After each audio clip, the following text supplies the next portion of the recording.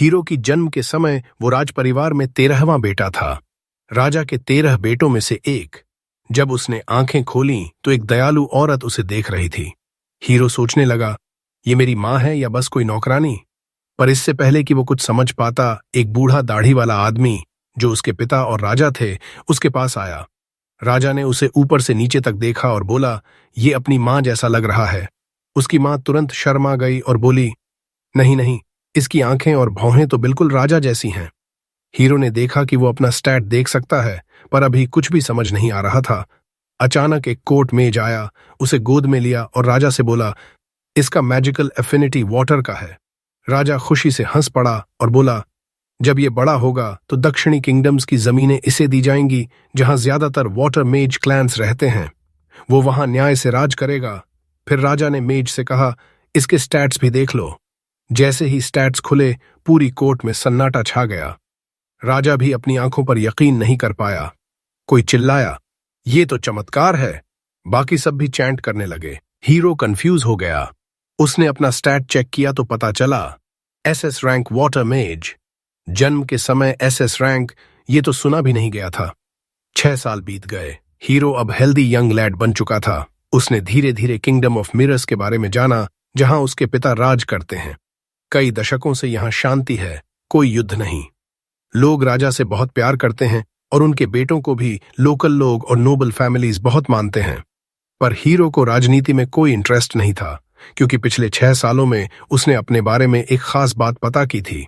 उसके पास एक special gift था जिसके बारे में किसी को पता नहीं था। वो अपने सबऑर्डिनेट्स के एक्सपी को लीच कर सकता था। जितनी ज्यादा मेड्स उसके पास, उतना वो मजबूत होता जा सकता था। और बाकी लोगों की तरह लेवल कैप भी नहीं था उसके पास। हीरो अनलिमिटेड रैंक अप कर सकता था और प्लैनेट का सबसे ताकतवर मेज बन सकता था। उसकी मेड्स उसके प्रति पूरी लॉयल थीं। वो आपस में बात करती कि 6 साल की उम्र में भी हीरो कितना मैच्योर बिहेव करता है, जैसे कोई अडल्ट। वो जल्दी ब्रेकफास्ट के लिए डाइनिंग रूम में गया।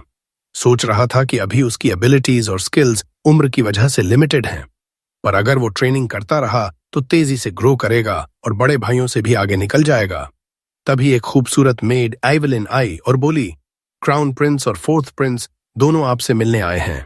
हीरो ने जल्दी ब्रेकफास्ट खत्म किया। क्राउन प्रिंस को वेट नहीं कराना चाहिए, भले ही वो भाई ही क्यों ना हो। वो गेस्ट रूम में गया और एक घुटने पर बैठकर बोला, स्वागत है क्राउन प्रिंस एल्बर्ट और 4th प्रिंस हेनरी। एल्बर्ट ने ठंडी नजरों से देखा और पूछा, कहाँ था तू? हेनरी ने गर्मजोशी से कहा, नोआ बड़ा होकर बहुत कर्टियस यंग मैन बन रहा है। एल्बर्ट बोला, तू एक दिन फाइन चांसलर बनेगा। फिर बोला, तेरे लिए गिफ्ट लाया हूं। उसने ताली बजाई। एक डरते हुए सर्वेंट छोटा सा कॉफिन लेकर आया जिसमें से डेडली ऑरा निकल रही थी। हीरो कंफ्यूज हो गया, ये क्या अजीब गिफ्ट है? एल्बर्ट ने सर्वेंट को कॉफिन खोलने को कहा। सर्वेंट बहुत डरते हुए खोला। जैसे ही खुला, मरे हुए और डाइंग लोगों की ऑरा कमरे में फैल गई। हीरो को साफ महसूस हुआ। उसने कॉफिन में सोड देखा और सोचा, ये क्या था? एल्बर्ट बोला, इसे उठा और देख कैसा लगता है। हीरो को बिल्कुल नहीं उठाना था, पर रॉयल प्रिंस का गिफ्ट मना नहीं कर सकते। उसने धीरे से सोड उठाई। ये उसके छोटे शरीर के लिए बहुत बड़ी थी। एल्बर्ट मुस्कुराया और बोला, मुझे पता था तू कर लेगा। फिर बताया, ये सोड वाटर मेजेस के लिए बनी है। नाम है लेवायथन।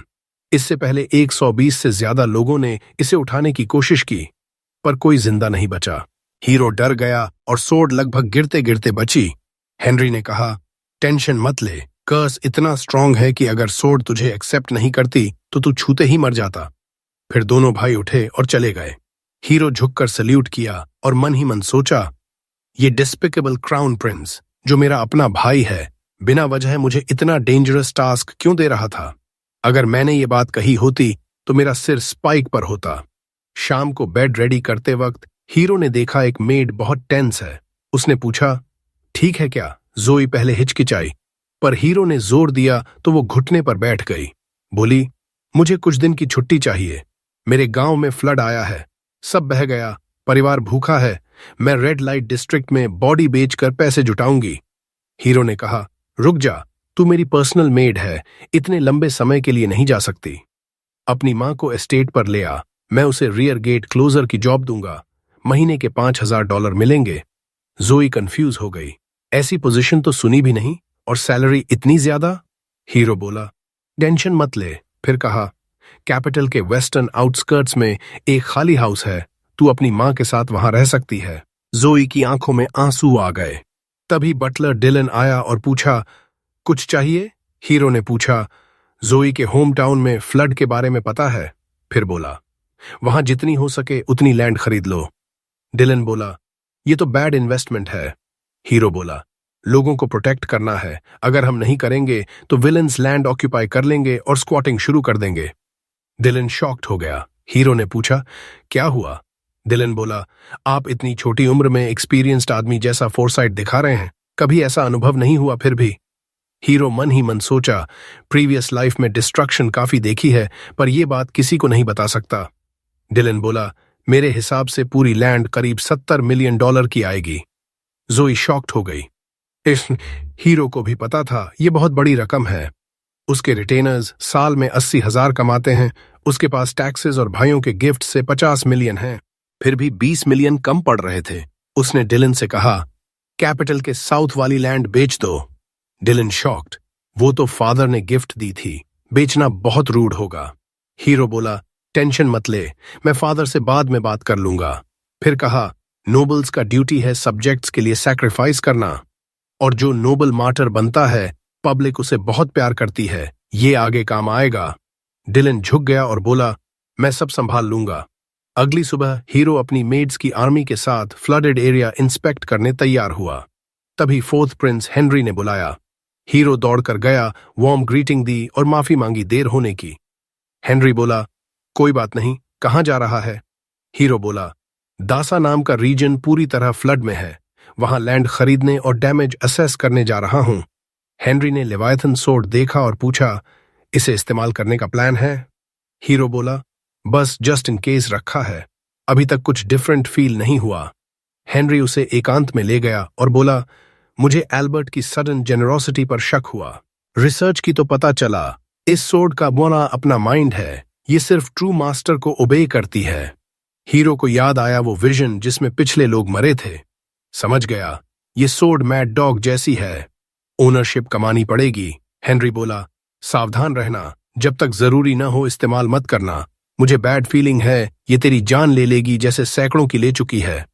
फिर हीरो दासा के लिए निकल गया। वहां पहुंचकर डिस्ट्रक्शन देखकर हैरान रह गया। डिलन से बोला, पास के गवर्नमेंट ऑफिस जाकर लैंड डीड्स पता करो। फिर जोई के साथ विलेज में गया, देखा लोग क्रूडली बने शेल्टर्स में गवर्नमेंट रिलीफ फूड ले रहे हैं। थोड़ा खुश हुआ, पर पॉरेज खाते ही खुशी गायब। इतना खराब कैसे हो सकता है? वो लोकल ऑफिशियल से शिकायत करने वाला था। तभी लॉर्ड गाल इंस्पेक्शन के लिए आया। हीरो सोचा अब ये खराब फूड पर एक्शन लेगा, पर गाल ने नाक बंद करके बोला, ये सफिशिएंट है। कुक्स खुश हो गए। चीफ कुक बोला, महल में आपका खाना तैयार है। गाल तुरंत फीस्ट के लिए चल पड़ा। हीरो से बर्दाश्त नहीं हुआ, सीधे आगे गया और बोला, गाल, तू करप्ट लिटिल बास्टर्ड है, टाइनी पीपी वाला। गाल का ईगो हर्ट हुआ और उसने सोर्ड निकाल ली। हीरो ने तुरंत लेवायथन को कॉल किया। उम्मीद की सोर्ड उसे मार डालेगी। सोर्ड उड़कर आई। पहले लगा ओबे कर रही है, पर अचानक रेजिस्ट करने लगी। पावरफुल सिनिस्टर ऑरा से हीरो जलने लगा, फिर भी हीरो पीछे नहीं हटा। आखिरकार सोर्ड पर काबू पा लिया। लेजेंडरी ब्लेड अडेजिटी अब उसकी थी। गाल का कोई चांस नहीं था। हीरो ने अटैक पैरी किया, फिर बोला, डिजास्टर के समय लोकल्स को चीट करने की सजा मौत है। एक स्विफ्ट स्लैश से सिर धड़ से अलग। सब शॉक्ड। गार्ड्स ने घेर लिया। हीरो मारा जाता, पर उसने सोर्ड जमीन में मारा। बहुत गहरा गड्ढा बन गया। केओस हुआ। नाइट रोवन आया, जो नए मैनेजर थे। उसने हीरो को पहचाना और घुटने पर बैठ गया। सबने फॉलो किया। हीरो बोला, सबसे पहले सबको अच्छा खाना मिलना चाहिए। रोवन माफी मांगकर काम पर लग गया। कुछ दिन बाद हीरो कैपिटल वापस बुलाया गया। सोचा डांट पड़ेगी, पर राजा ने तारीफ की। फिर स्टैट्स चेक किए, ग्रो हो चुके थे। राजा बोला, शुक्रिया, मुझे किंगडम चलाने में तुझे और मदद चाहिए। कुछ दिन कैपिटल में रहा। ये किंगडम का दिल था, सबसे प्रॉस्परस जगह। टैलेंटेड लोग यहां काम ढूंढने आते थे। हीरो का प्लान था किसी टैलेंटेड को अपने साथ जोड़ना, स्टैट्स बढ़ाना। पहली कैंडिडेट एक यंग गर्ल जो इनक्रेडिबल सिंगर थी, अप एंड कमर के तौर पर चर्चा में थी। हीरो ने थिएटर पता किया, जोई के साथ बैठ गया। जल्दी ही टॉप हैट वाली यंग गर्ल एली स्टेज पर आई। गाना शुरू किया। हीरो उसकी आवाज में खो गया। टेक्निकल बेस्ट नहीं, पर पैशन बहुत था। सोचा राइट ट्रेनिंग से ग्रेट बन सकती है। उसे अंडर विंग लेने का मन हुआ, पर परफॉर्मेंस खत्म होने से पहले गूंज थिएटर में घुस आए। चिल्लाए, ऑली डम एस बंद कर। सब डर गए। गूंज स्टेज की तरफ बढ़े। एक वर्कर रोकना चाहा, पर फैटी ने धक्का दिया और स्टेज पर चढ़ गया। ऑली से बोला, पैसे दे, तेरे पिता का डेट है, ये सिंगिंग से पैसे नहीं आएंगे। ऑली कांपते हुए बोली, प्लीज जाने दो, मैं कोशिश कर रही हूं, जल्दी पे कर दूंगी। फैटी बोला, ये गार्बेज वे है, अगर क्विक और इजी पैसा चाहिए तो। लेकिन लड़की कहती है कि वो रिस्पेक्टेड गर्ल है, ऐसी नीची हरकतें कभी नहीं करेगी। फैटी ये गुस्से में धमकी देता है, अगर नहीं मानी तो दोनों टांगें तोड़ देगा।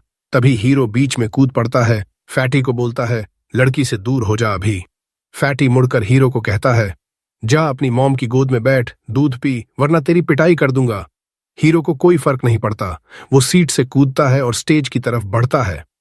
बोलता है, बच्चों को उनके पेरेंट्स की लॉ मानने के लिए मजबूर करना इलीगल है, इंपीरियल लॉ के अकॉर्डिंग। और किसी को डेट चुकाने के लिए, बॉडी बेचने के लिए फोर्स करना भी इलीगल है। फैटी गुस्से में हीरो का कॉलर पकड़ता है, उसे हवा में उठा लेता है। कहता है, आज तेरा आखिरी दिन है धरती पर। लेकिन उसे पता नहीं किससे पंगा ले रहा है। हीरो बस उंगलियों की एक हल्की सी हरकत करता है और मेनेसिंग पर्पल ऑरा बनती है। तीनों गूंज जमीन पर गिर पड़ते हैं। हीरो सोर्ड निकालता है और फैटी की तरफ तान देता है। गूंज समझ जाते हैं कि अब केस हाथ से निकल गया है। वे पूंछ दबाकर भागने लगते हैं। जोई घायल वर्कर के पास जाती है और उसे उठाने में मदद करती है। हीरो वर्कर से कहता है, अगर ये लोग दोबारा आएं किसी को हरास करने तो मुझे भेज देना। जोई उसे बिजनेस कार्ड देती है। वर्कर हैरान हो जाता है, ये लड़का असल में इस किंगडम का प्रिंस है। हीरो को फैनफेयर से कोई मतलब नहीं। वो मुड़कर आली से पूछता है, तुम्हारा मंथली एक्सपेंस कितना है? वो सोचती है, अपनी माँ के ट्रीटमेंट का भी खर्चा है। फिर बताती है, लगभग $600 के आसपास। हीरो कहता है, मैं तुम्हें हर महीने $2500 दूंगा ताकि तुम सिंगिंग पर फोकस कर सको और बेहतर बन सको। वो सुनकर शॉक्ड हो जाती है, यकीन नहीं होता। हीरो आगे कहता है, जैसे जैसे तुम बेहतर होती जाओगी सैलरी भी बढ़ती जाएगी। फिर वो कहता है, बस गाना पूरा करो, मुझे अंत सुनना है, और वापस अपनी सीट पर चला जाता है। शाम को जब हीरो घर लौटता है, मेड्स उसे ग्रीट करती हैं। तभी वो देखता है, दोपहर के वे गूंज जमीन पर सिर झुकाए खड़े हैं, बेगिंग कर रहे हैं कि उन्हें ऑडियंस मिले, माफी मांगना चाहते हैं। हीरो समझ जाता है, अब इन्हें पता चल गया कि वो प्रिंस है। फिर भी वो इन्हें एंटरटेन नहीं करता। मेड से कहता है, इन्हें वापस भेज दो, प्रिंस के पास रैंडम लोगों से मिलने का टाइम नहीं है। तभी उसका बड़ा भाई हेनरी आता है। कहता है, सही फैसला किया, इन प्लेब्स से कभी भी मिलने लगोगे तो प्रिंस की अथॉरिटी कम हो जाएगी। हीरो बताता है, सिर्फ इसलिए नहीं टाला, मैं चाहता हूं कि ये सोचें कि मैं अभी भी उस लड़की वाली हरकत से बहुत गुस्से में हूं। शायद इससे डर जाएं और दोबारा उसे परेशान न करें। हेनरी पूछता है, वो लड़की कौन है? तुम इतना इन्वेस्टेड क्यों हो? हीरो कहता है, वो बहुत अच्छी सिंगर है, अगर वो इम्प्रूव करती रही तो किंगडम के लिए एसेट बन सकती है। हेनरी मुस्कुराता है, कहता है, तुम बहुत यंग हो, फिर भी सिचुएशन की कॉम्प्लेक्सिटी समझते हो जैसे एडल्ट। गैरी तुम्हारे एज का है, लेकिन बच्चा बना रहता है, तुम जितने स्मार्ट नहीं है वो। हीरो पोलाइटली कहता है, गैरी भी जल्दी समझने लगेगा। वो जानता है कि हेनरी और गैरी असली ब्लड ब्रदर्स हैं, सेम मदर से। वो अलग मदर से है। हेनरी बात को सोड पर ले आता है। कहता है, सोचा नहीं था पॉसिबल होगा, लेकिन तुमने सीरियसली सोड मास्टर कर लिया। पूछता है, वो सोड कहाँ है? इतना बड़ा कैसे कैरी करते हो? हीरो उठता है, मैजिक यूज करता है। सोड तुरंत उसके सामने समन हो जाता है। हेनरी शॉक्ड हो जाता है। कहता है, पहली बार किसी को ऐस से चीज निकालते देखा, कितना अंदर डाला था, दर्द हुआ। हीरो हंसते हुए कहता है, ऐसा कुछ नहीं, सोड को स्मॉल साइज में श्रिंक करता हूं, फिर स्लीव के अंदर हाइड कर देता हूं। हेनरी हैरान होकर बैठ जाता है। सांस छोड़ते हुए कहता है, तुम सच में अमेज करते हो। ये सोड कर्स्ड माना जाता था। 200 साल से ज्यादा समय से नेशनल ट्रेजर्स में बंद था। रिटन हिस्ट्री में कोई नहीं जीत पाया था इस ब्लेड को। रात को हीरो एक सेलिब्रेशन में जाता है। वहां वो गूंज अभी भी जमीन पर पड़े दिखते हैं। फैटी फिर गुस्सा होकर चिल्लाता है, मुझे इग्नोर मत कर, कहीं भी मार सकता हूं तुझे, हाई एंड माइटी मत बन। हीरो जवाब में सोर्ड से थोड़ी सी एनर्जी रिलीज करता है। फैटी फिर घुटनों पर गिर पड़ता है। हीरो कैरेज में बैठकर वहां से निकल जाता है। एक ओल्ड मैन नाम राय उसे अंदर वेलकम करता है। बॉल रूम में खबर फैलती है, 13वां प्रिंस आ गया। सब एक्साइटेड हो जाते हैं। राय सोर्ड के बारे में पूछता है। हीरो बताता है, ये लेजेंडरी सोर्ड है, कर्स्ड माना जाता था। क्राउन प्रिंस एल्बर्ट ने पर्सनली गिफ्ट किया है। सब इंप्रेस हो जाते हैं। Personal gift from crown Prince, बहुत बड़ी बात है। तभी एक फ्रैजाइल ईगो वाला आदमी जोर से बोलता है, ये सोर्ड रेप्लिका टॉय होगा। पूरे रूम में सुनाई देता है, चुप्पी छा जाती है। सब हीरो की तरफ देखते हैं। वो आदमी पैंट्स में गीला होने लगता है। हीरो फिंगर भी नहीं हिलाता। सोर्ड से डेथली ऑरा निकलती है। पूरा रूम कवर हो जाता है। सब ट्रांस में चले जाते हैं, मौत के करीब महसूस करते हैं। हीरो सोर्ड को रोकता है, ऑरा चली जाती है। राय कहता है, सबको लगा जैसे मौत सामने है। थोड़ी देर बाद हीरो छोटे थ्रोन पर बैठता है। सब होमेज देने आते हैं, फेवर लेने की कोशिश करते हैं। सब बोरिंग लगते हैं हीरो को। आखिर में ब्लॉन्ड आदमी एलन आता है। अपनी अडॉप्टेड डॉटर सिंडी को इंट्रोड्यूस करता है। लड़की हीरो के प्रेजेंस से अलर्ट लगती है। हीरो इग्नोर करता है। एलन से पूछता है, कैसे अडॉप्ट किया? एलन बताता है, स्लेव मार्केट से खरीदा था। बहुत will power, quick learner, socially intelligent. कोई अपना बच्चा नहीं था तो अडॉप्ट कर लिया। हीरो मुस्कुराता है, कहता है, ऐसी स्टोरीज पसंद है मुझे। दोनों को मैंशन पर इनवाइट करता है और बात करने को। एलन खुश हो जाता है। हीरो बाद में रे को बताता है, मैंने इन्हें इसलिए एक्नॉलेज किया क्योंकि सिंडी मेरी पावर के बारे में अवेयर है। डेमोन्स्ट्रेशन के लिए थोड़ी एनर्जी रिलीज करता है। सिंडी तुरंत मुड़कर चेक करती है, अटैक तो नहीं आ रहा। कुछ दिन बीतते हैं। हीरो मार्केट में स्ट्रोल कर रहा होता है। 8th प्रिंस ऑस्कर मिलता है। दोनों साथ मार्केट घूमते हैं, इंटरेस्टिंग चीजें देखते हैं। एक ग्रिमोयर दिखता है। जैसे ही हीरो उठाता है, उसका एक स्टैट S रैंक हो जाता है। इंटरेस्टेड होकर खरीद लेता है। सॉर्ड रिएक्ट करता है। ऑस्कर पहचानता है, पुराना मैजिकल टोम है। अचानक किताब खुलती है। ह्यूज मॉन्स्टर बाहर निकलता है। ऑस्कर हीरो को सेफ्टी में जाने को कहता है। हीरो सोर्ड निकालकर डीमन के सामने खड़ा हो जाता है। पहली बार स्लाइस फेल हो जाता है। फिर एक्स्ट्रा मैजिक यूज करता है, अपवर्ड्स एम करता है, मॉन्स्टर डिस्ट्रॉय हो जाता है। ऑस्कर सोचता है, मेरा छोटा भाई कितना स्ट्रांग है। शॉपकीपर दौड़कर आता है, बो करता है। अपनी शॉप का एक आइटम दिखाता है, मैजिकल रिंग। कहता है, ये रिंग किसी को ओनर नहीं माना अब तक। हीरो थंब में पहनता है। मैजिक एक्टिवेट होती है। पूरा बॉडी ब्यूटीफुल आर्मर से कवर हो जाता है। Shopkeeper shocked. हीरो को पसंद आता है, तुरंत खरीद लेता है। ऑस्कर कहता है, गिफ्ट है मेरा, मत पे करो। फिर हीरो थिएटर जाता है आली को देखने। कैरेज से उतरते ही फैटी सोर्ड से अटैक करता है। हीरो रिंग का शील्ड यूज करके ब्लॉक कर लेता है। कैरेज ड्राइवर फैटी को सबड्यू करके पकड़ लेता है। हीरो इग्नोर करता है, ऑडिटोरियम में जाता है। वहां 2 ड्रंक मैन आली के ऊपर लड़ रहे हैं। हीरो मैजिक से उनके क्लोथ्स डिस्ट्रॉय कर देता है। वे नेकेड भाग जाते हैं। हीरो ओनर को बुलाता है। सिक्योरिटी की कमी पर डिसअपॉइंट बताता है। पूरी थिएटर खरीदने का ऑफर देता है। ओनर हेजिटेट करता है। $1,00,000 निकालती है। ओनर तुरंत बेच देता है। जोई थैंक्स करती है, डेट रिपे नहीं कर पाएगी। हीरो कहता है, सिंगिंग पर फोकस करो, एक दिन किंग के सामने गाना है तुम्हें। फिर बैठ जाता है। आली उसके लिए स्पेशल सॉन्ग गाती है। अगले दिन मेड्स हीरो को रेडी करती हैं।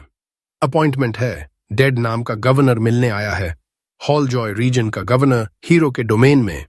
हीरो उसे बुलवाता है। डेड नील करके फॉर्मल स्पीच शुरू करता है। हीरो स्किप करने को कहता है, बैठने को बोलता है। पूछता है, पहले मिले थे ना 2.5 साल पहले?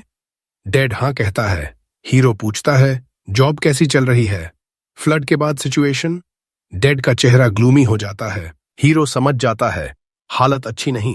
हॉलजॉय एम्पायर का मेजर फूड ग्रेन एरिया है, लेकिन फ्लड प्रोन है। एम्परर ने वाटर मेज बैकग्राउंड वाले डेड को इसलिए गवर्नर बनाया था।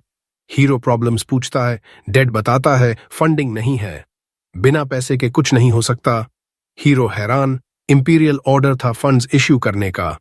डेड कहता है, होम मिनिस्ट्री फंड्स रोक रहा है, एक्सक्यूजेस बनाता है। हीरो समझता है, डेड को साथ लेकर फाइनेंस मिनिस्टर मैवरिक के पास जाता है। मैवरिक जूसी स्टेक खा रहा है। हीरो सीधा पूछता है, हॉलजॉय को रीबिल्ड के पैसे क्यों नहीं दे रहे? मैवरिक रीजन बताने लगता है। हीरो वॉर्न करता है, अगर बोला कि बच्चा नहीं समझेगा तो स्टेक तेरी गांड से खिला दूंगा। मैवरिक अनॉयड लेकिन प्रिंस से नहीं बोल पाता। बताता है, एम्परर ने फ्लड की वजह से टैक्स एग्जेम्प्ट कर दिया था साल भर। सेव्ड मनी से रीबिल्ड कर लो। हीरो उसे कॉल आउट करता है। टैक्स इसलिए एग्जेम्प्ट किया क्योंकि उनके पास पैसे नहीं थे। फिर पूछता है, हॉलजॉय के लोगों के पास पैसे हैं क्या? मुझे अंडर एस्टिमेट कर रहे हो क्योंकि मैं किड हूं। मैवरिक घबरा जाता है। स्टोरी चेंज करता है। अभी मिनिस्ट्री के पास पैसा नहीं, एम्परर के लिए समर रिट्रीट बना रहे हैं। ग्रैंड होना चाहिए, पूरा सिटी बन रहा है लग्जरी के लिए। डेड सोचता है, अब एम्परर का नाम आया, कुछ नहीं कह सकते, लेकिन हीरो एम्परर का बेटा है। हीरो बोलता है, एम्परर का डिसरिस्पेक्ट कर रहे हो, वो लग्जरियस विला चाहेगा जबकि लोग स्ट्रगल कर रहे हैं। मैवरिक घुटनों पर गिरता है, कहता है, मिसअंडरस्टैंडिंग है। तुरंत फंड्स डिस्ट्रीब्यूट करवाता हूं। सर्वेंट्स को ऑर्डर देता है। हीरो चाय पीते हुए काम बैठता है। डेड नेगोशिएशन से इम्प्रेस्ड हो जाता है। हीरो की स्किल्स देखकर वो बहुत तारीफ करने लगता है। कहता है कि तुम्हारे पास कमाल की स्किल्स हैं, तुमने एक पुराने चालबाज को आसानी से पकड़ लिया। फिर माफी मांगता है कि वो तुम्हें इस्तेमाल करके पैसे निकालने की कोशिश कर रहा था। जमीन पर गिरकर ग्राल को प्रणाम करता है। हीरो को भी समझ आ जाता है कि डेड बस प्रिंस होने की वजह से मंत्री पर दबाव डालकर पैसे लेना चाहता था, लेकिन हीरो को कोई फर्क नहीं पड़ता क्योंकि वो लोगों की मदद तो करता ही। फंड्स मिलते ही डेड तुरंत अपने टेरिटरी को दोबारा बनाने के लिए निकल जाता है। तभी पैलेस से मैसेंजर आता है, एम्परर ने हीरो को बहुत जरूरी बुलाया है। हीरो बिना टाइम वेस्ट किए पैलेस पहुंच जाता है। अपने डैड को देखता है जो कबूतरों को खिला रहे हैं मन शांत करने के लिए। एम्परर बात शुरू करते हैं, तुमने उस लालची फाइनेंस मिनिस्टर को पूरी तरह हरा दिया अपनी बुद्धि से। हीरो हैरान रह जाता है कि डैड को ये सब कैसे पता चल गया जो अभी अभी हुआ था। उसके मन में सवाल इतने जोर से उठ रहे हैं कि एम्परर पहले ही समझ जाते हैं। कहते हैं, जानकारी सबसे बड़ी हथियार है बेटा, इसे हमेशा चमकदार रखना। हीरो ये बात दिल में उतार लेता है। फिर कहता है कि मैंने तो बस जो सही था वो किया। एम्परर जवाब देते हैं, सही काम करना ज्यादातर लोगों के लिए आसान नहीं होता। वो तारीफ में बह जाते हैं और सही गलत भूल जाते हैं। फिर मुड़कर हीरो के सिर पर प्यार से हाथ फेरते हैं। कहते हैं, 6 साल की उम्र में तुम दुनिया के ज्यादातर लोगों से बेहतर हो। फिर कहते हैं, उठो बेटा, तुमने लेजेंडरी सोर्ड लेवायथन को मास्टर कर लिया है, जिसका डरावना इतिहास देखकर लोग डर जाते हैं। हीरो को भी अब समझ आ रहा है कि सोर्ड कितना खतरनाक है, कई उदाहरण देख चुका है। एम्परर कहते हैं, अब तुम्हें इस वेपन को सही तरीके से इस्तेमाल करने की तकनीक भी सीखनी चाहिए, इसलिए मैंने तुम्हारे लिए एक सोर्ड्समैनशिप इंस्ट्रक्टर रखा है। तुरंत एक अनुभवी नाइट डेमियन घुटनों पर बैठ जाता है। एम्परर बताते हैं, ये एम्पायर का सबसे बड़ा सोर्ड्समैन है। डेमियन तुरंत कहता है, मुझे प्रिंस के साथ एक बाउट करने की इजाजत दीजिए। मैं उसकी रॉ स्किल और पोटेंशियल देखना चाहता हूं, तभी स्टूडेंट बनाऊंगा। एम्परर इजाजत दे देते हैं। हीरो समझ जाता है कि डैड को डेमियन पर पूरा भरोसा है। डेमियन अपनी बड़ी स्वॉर्ड निकालता है, कहता है, जितना चाहो अटैक करो। हीरो स्टांस लेता है, लेकिन तभी उसका स्वॉर्ड बेकाबू होने लगता है। वो उसे काबू करने की कोशिश करता है और अटैक करता है। डेमियन उसके पहले स्ट्राइक से इंप्रेस हो जाता है। हीरो को लेवायथन के पिछले यूजर्स की यादें आने लगती हैं। उन यादों से वो कुछ ही झटकों में डेमियन को डिसआर्म कर देता है। नाइट हार मान लेता है। एम्परर से कहता है, मैं इसे कुछ नहीं सिखा सकता, इसकी टेक्निक स्वॉर्ड मास्टर के लेवल पर है। एम्परर गर्व से हंसते हैं, फिर हीरो को रिवॉर्ड देते हैं। इस साल के नाइट सिलेक्शन एग्जाम का हेड जज तुम बनोगे। हीरो खुशी खुशी जिम्मेदारी ले लेता है, क्योंकि उसे पता है एम्पायर के सारे स्किल्ड वॉरियर्स इसमें हिस्सा लेते हैं। जीतने वाला नोबिलिटी रैंक तक पहुंच सकता है। विनर का पहला काम हेड जज का सबोर्डिनेट बनना होता है। हीरो सोचता है, एक मजबूत वॉरियर मेरे कमांड में होगा तो मैं और स्ट्रांग हो जाऊंगा। एम्परर पूछते हैं, एग्जाम एलिमिनेशन मोड में हो या लीग फॉर्मेट में? लेकिन हीरो जवाब देने की बजाय सरप्राइज रिक्वेस्ट करता है। वो चाहता है कि रीजनल प्रीलिमिनरी राउंड हटा दिया जाए, पूरी एग्जाम कैपिटल में हो, ताकि वो खुद सारे वॉरियर्स को जज कर सके, कोई टैलेंटेड वॉरियर गलत वजह से बाहर ना हो। एम्परर कहते हैं, जो करना है करो। फिर हीरो घर लौटता है। जो से नाइट सिलेक्शन एग्जाम की बात करता है, पूछता है, तुम्हारे विलेज से भी कोई कैंडिडेट जाता है?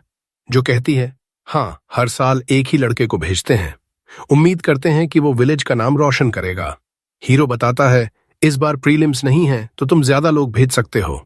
लेकिन जो शर्माते हुए कहती है, टैलेंट की कमी नहीं, पर एक ही लड़के को भेज पाते हैं क्योंकि कैपिटल में सब कुछ बहुत महंगा है, खाना, रहना, गोफंडमी भी खोलते हैं, फिर भी पैसे नहीं जुट पाते। हीरो फैसला करता है, मैं सारे पार्टिसिपेंट्स का खर्चा उठाऊंगा ताकि कोई टैलेंटेड वॉरियर लड़ने से पहले ही बाहर ना हो। तुरंत डायलन को बुलाता है, कहता है, कैपिटल में जितने भी खाली घर हैं सब खरीद लो, अगर जगह कम पड़े तो डॉर्मेट्री बनवा दो, खाने का इंतजाम करने के लिए सारे मर्चेंट से बात करो। खुद हीरो अलान से मिलने जाता है।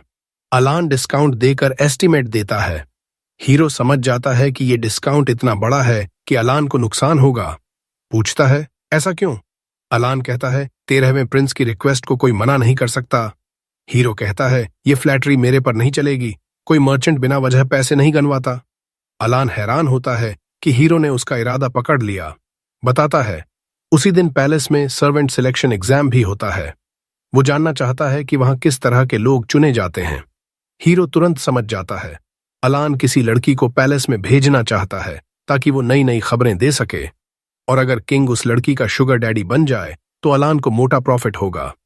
अलान घबरा जाता है, कहता है, ये बात उस गिफ्ट से अलग है जो मैंने तुम्हारे मैंशन में भेजा था। हीरो इम्प्रेस होता है, कहता है, अगर लड़की मुझे पसंद आएगी तो मैं उसे पैलेस में रेकमेंड कर दूंगा, लेकिन मेरी डिमांड पूरी करनी होगी।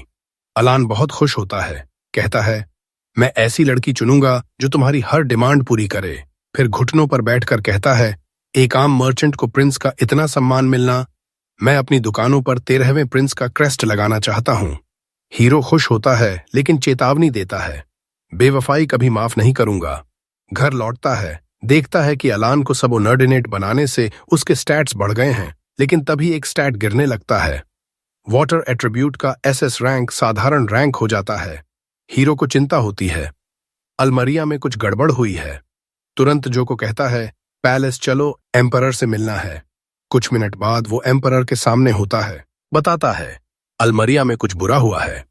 एम्परर की आवाज से हीरो समझ जाता है, उन्हें पहले से पता था। एम्परर कहते हैं, मुझे शक था लेकिन प्रूफ नहीं था। तभी एक सर्वेंट आकर कान में कुछ फुसफुसाता है। एम्परर कंफर्म करते हैं, कहते हैं, अलमरिया में रिबेलियन हो गई है। पूछते हैं, तुम्हें कितनी बड़ी लग रही है? हीरो सोचता है, सिर्फ एक स्किल गिरी है तो बहुत बड़ी नहीं होगी। एम्परर कहते हैं, करीब 5000 रिबेल्स दिखे हैं। पूछते हैं, क्या तुम खुद इसे दबाने का प्लान बनाओगे? हीरो कहता है, अभी मुमकिन नहीं, मैं छोटा हूं, कम्बैट का एक्सपीरियंस नहीं है। सिपाही मेरी बात पूरी तरह मानेंगे या नहीं पता नहीं, बेहतर होगा कोई और प्रिंस जाए। एम्परर हीरो की समझदारी से हैरान होते हैं। कहते हैं, ठीक है, तुम्हारी बात मानता हूं, किसे भेजना चाहते हो? हीरो कहता है, हेनरी सबसे अच्छा ऑप्शन है, मुझे उस पर भरोसा है। एम्परर हेनरी को हीरो के साथ रिबेल्स को दबाने भेज देते हैं। हेनरी पूछता है, क्या तुम सच में ग्लोरी किसी और को देना चाहते हो? बैटलफील्ड में मेरिट बहुत काम आता है आगे चलकर। हीरो कहता है, मुझे अभी एक्सपीरियंस चाहिए, मेरी गलत लीडरशिप से सिपाहियों की जान नहीं जानी चाहिए।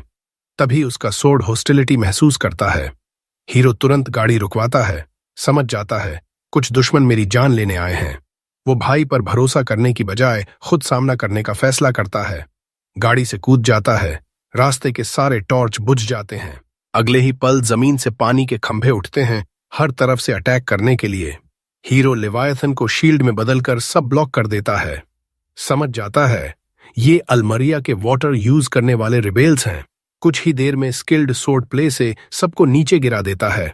हेनरी इम्प्रेस होकर कहता है, इनसे पूछताछ अच्छी होती। हीरो कहता है, अभी भी हो सकती है, मैंने इन्हें मारा नहीं, सिर्फ सोर्ड की ऑरा से बेहोश किया है। हेनरी फिर से इम्प्रेस होता है, कहता है, सुना था रिबेल्स के पास ज्यादातर कैवलरी मैन हैं, इसीलिए असैसिन्स की उम्मीद नहीं थी। ये बात सुनकर हीरो को कुछ गड़बड़ लगती है। अलमरिया में अच्छे वॉर हॉर्स नहीं हैं। अगले दिन अलान के पास जाता है। टॉप सीक्रेट बताता है, अलमरिया में रिबेलियन हो गई है। अलान को $10,000 देता है। कहता है, मार्केट में जितना भी हॉर्स फीड है सब खरीद लो। रिबेल्स ने हॉर्स कहीं और से खरीदे हैं, उन्हें फीड पास के मार्केट से ही लेना पड़ेगा, अगर फीड नहीं मिला तो उनकी हॉर्स कमजोर हो जाएंगी। थोड़ी देर बाद एम्परर बुलाते हैं, बताते हैं असैसिन्स से पूछताछ हुई। उन्होंने बताया कि वो मुझे मारना नहीं चाहते थे, बस किडनैप करके बार्गेनिंग चिप बनाना चाहते थे। हीरो कहता है जो इतनी आसानी से बोल गया वो झूठ बोल रहा होगा। एम्परर मुस्कुराते हैं, तुम्हारी कॉमन सेंस कमाल की है, मेरे पास झूठ पकड़ने का तरीका है। हीरो टॉर्चर में इंटरेस्ट नहीं लेता, एम्परर पर भरोसा कर लेता है। एम्परर तारीफ करते हैं, तुमने रिबेल्स को इतनी जल्दी डील कर दिया, अगर तुम पकड़े जाते तो मुश्किल हो जाती। और हॉर्स पर फोकस करने का आइडिया भी कमाल का था। हीरो हैरान रह जाता है, वो तो अभी अभी अलान को ऑर्डर देकर आया था।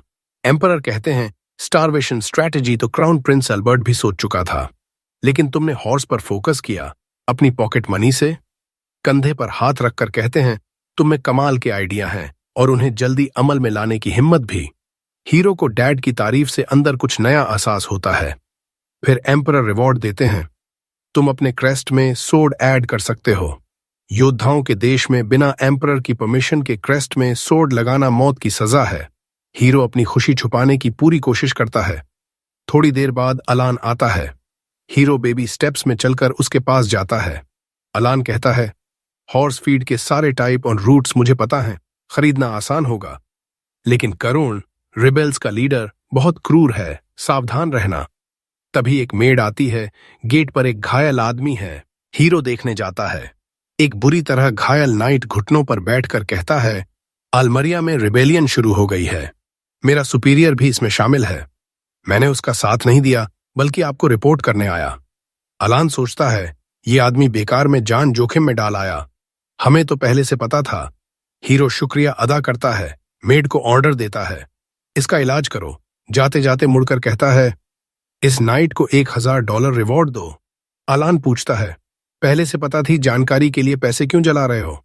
हीरो कहता है मैं जानकारी के लिए नहीं, उसकी लॉयल्टी और बहादुरी के लिए रिवॉर्ड दे रहा हूं। रात को जो ऑफिस में आती है बहुत परेशान, जमीन पर गिर पड़ती है। हीरो पूछता है क्या हुआ? जो पहले $500 की थैली और एक छोटी बोतल देती है, कहती है किसी अनजान आदमी ने ये रिवॉर्ड दिया, बोतल में स्लीपिंग मेडिसिन है, मुझे तुम्हें ये पिलाकर रिबेल्स के हवाले करना था। हीरो समझ जाता है रिबेल्स मुझे हर हाल में चाहते हैं। पूछता है बोतल मेरे पास क्यों लाई? जो रोने लगती है, कहती है उन्होंने धमकी दी थी कि अगर मैंने ऐसा नहीं किया तो मुझे मार देंगे, लेकिन मैं तुम्हें कभी धोखा नहीं दे सकती। हीरो चुपचाप डेस्क पर जाता है, $5000 का चेक लिखता है, कहता है ये तुम्हारा रिवॉर्ड है क्योंकि तुमने अपनी लॉयल्टी इतने सस्ते में नहीं बेची। वो लड़की कहती है कि वो इसे एक्सेप्ट नहीं कर सकती, लेकिन हीरो उसे कहता है कि अच्छी लड़की बनो और रिवॉर्ड ले लो। वो रोने लगती है और थैंक यू बोलती है, लेकिन हीरो कहता है कि उसे उसके लिए कुछ करना होगा। वो बताता है कि वो मेडिसिन पीकर बेहोश हो जाएगा और फिर वो उसे उन लोगों के पास ले जाएगी जिन्होंने उससे कांटेक्ट किया था। वो उसे कहता है कि जैसे ही उसे सौंप देना तुरंत भाग जाना ताकि वो उसे साइलेंस न कर दें। जोई बहुत डर जाती है इस बात से, लेकिन हीरो ने मन बना लिया है उन डेस्परेट रेबल्स से मिलने का। कुछ घंटों बाद हीरो कहीं सुनसान जगह पर जागता है। वो सुनता है कि किडनैपर्स बात कर रहे हैं कि उसे किल करना लास्ट रिजॉर्ट है, कारून के ऑर्डर्स के मुताबिक उसे सेफ रखना है। हीरो दवा का असर पूरी तरह खत्म होने देता है, फिर चेक करता है अपनी सिचुएशन। हाथ पैर बंधे हुए हैं, लेकिन रेबल्स तो सर्च एंड डिस्ट्रॉय खेलने में बिल्कुल जीरो हैं, क्योंकि उन्होंने इस बार लेवायथन को हीरो के कान में छुपा हुआ नहीं देखा, पिछली बार की तरह ऐस में नहीं। हीरो उसे निकालता है, नॉर्मल साइज में लाता है, फिर मैजिक रिंग से वाटर ब्लेड बनाकर रोप काट देता है। अब वो सोड की मेमोरीज से देखता है कि उसके साथ क्या हुआ। वो खुद को अनकॉन्शियस देखता है। ऑफिस में जोई भाग रही है, रेबल्स उसे सराउंड कर लेते हैं। वो जोई को इग्नोर करते हैं क्योंकि हीरो को मैंशन से बाहर निकालना टॉप प्रायोरिटी था। फिर उसे ओपन कैरेज में ले जाते हैं। रिकैप पूरा होने के बाद हीरो तैयार हो जाता है रेबल्स से निपटने के लिए। वो कैंप फायर के आसपास ब्रेक ले रहे हैं। उनका लीडर गुस्सा हो जाता है कि किसने इतने खराब नॉट्स बांधे। तभी हीरो सोड लेकर कूद पड़ता है। बैंडिट्स उसे अंडर एस्टिमेट करते हैं और कहते हैं अच्छे से सरेंडर कर दो, इस बार तुम्हारा ब्रदर यहां नहीं है प्रोटेक्ट करने के लिए। एक अपना सोड निकालता है हीरो को रिकैप्चर करने के लिए, लेकिन वो एक कदम भी आगे नहीं बढ़ पाता। हीरो चार्ज करता है और उसके नेक की सारी वेन्स और आर्टरीज चीर देता है। पहला रेबल मरता है, बाकी डर जाते हैं।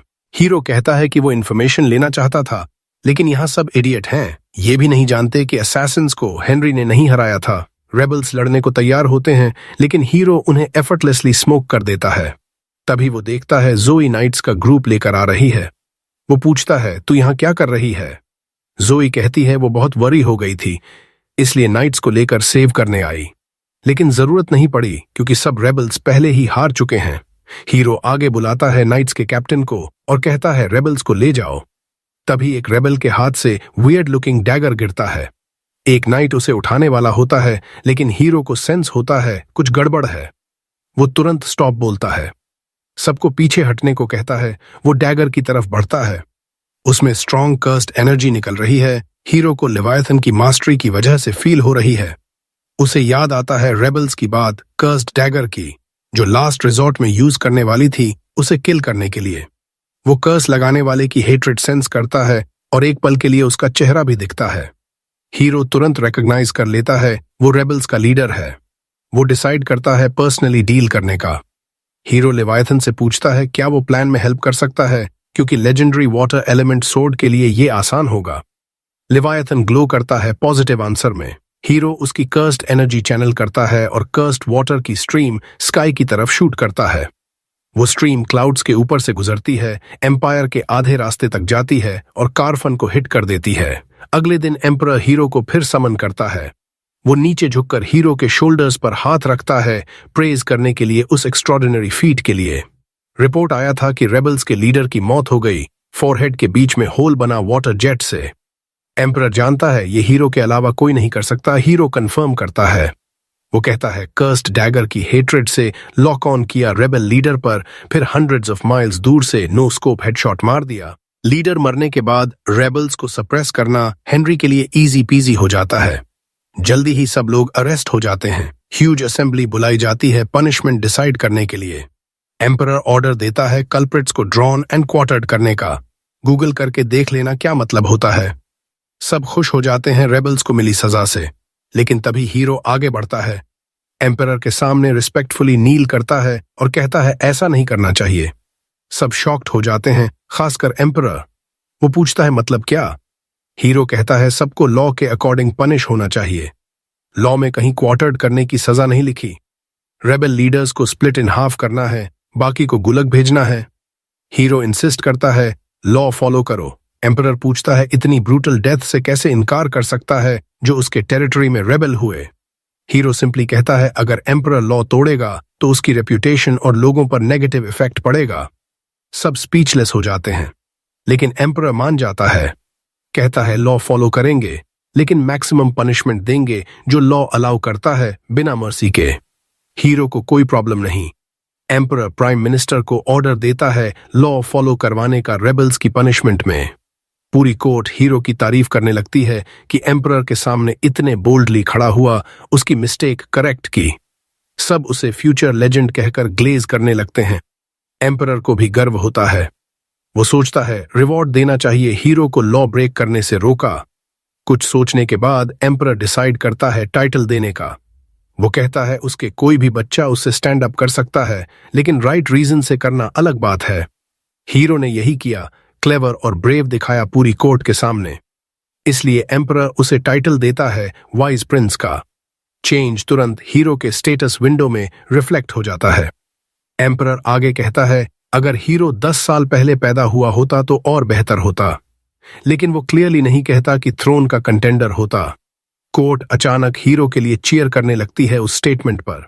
फिर एम्परर पूछता है अपकमिंग नाइट सिलेक्शन एग्जाम की प्रेपरेशंस के बारे में। हीरो परमिशन मांगता है प्लान्स बाद में शेयर करने का। एम्परर अलाउ कर देता है कोर्ट प्रोसीडिंग्स खत्म होने के बाद।